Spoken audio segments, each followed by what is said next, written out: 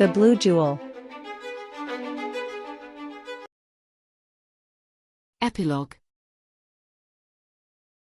There are no doubts, I have in my possession the first Agnorac's contract with the mercenary company. All those who argue against my theses, you must finally agree with me. Ilian N. Correspondentia Personal. The happy days passed for Arian and Aris. It is true that they missed their companions. The hole left was large, but they had to accept their decision, although they were confident that sooner or later they would all get together again. The night was starry and both were on the terrace of the best room in the entire mercenary headquarters, full of comforts.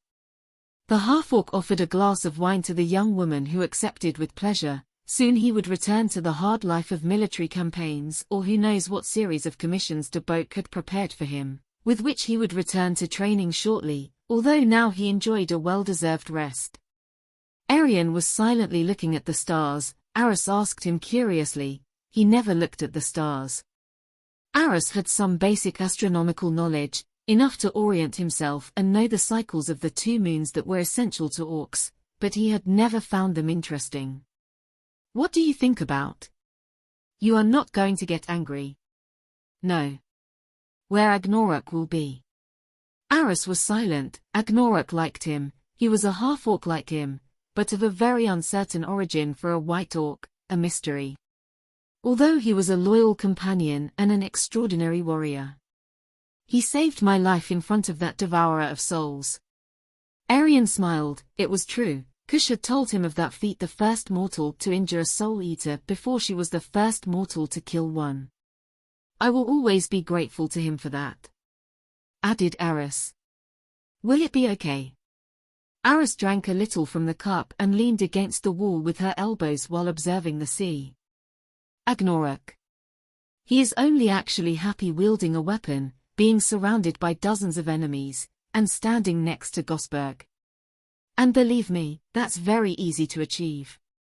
Arian smiled. And protesting about it. They both smiled. Aris remembered the duel. Agnorac had the potential to be an Ashura. His cousins were of that opinion, too. He's only happy like that. Aris finished the cup, stroked the young woman, and then retreated inwards, leaving Arian alone looking at the stars. The jewel of Caesarea hung around his neck. The triumph of Elaban was kept by de Boek. Arian planned to return it to its place. The power of that jewel was too tempting for others, and for her. In the cursed city it would be safe. The young woman touched the jewel lightly and a spark came tickling her finger. Arian smiled, looked at the sky and only managed to smile.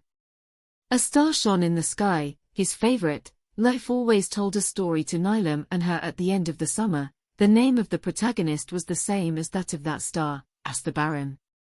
Arian had watched many times in secret as Agnorac when he was on the first guard duty. He always observed that same star in the sky, but he had never told him anything about the legend he knew about that star.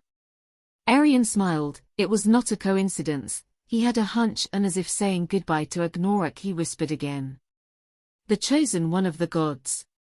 The fog was lifting, the pirates were hesitating, many dead comrades lay on the ground. It could not be that such a small group caused so many casualties. When visibility improved, they saw them there. At the head of the small group was a young man with black hair. He smiled, showing a huge fang. The pirates retreated, but it was too late. Death was coming to them.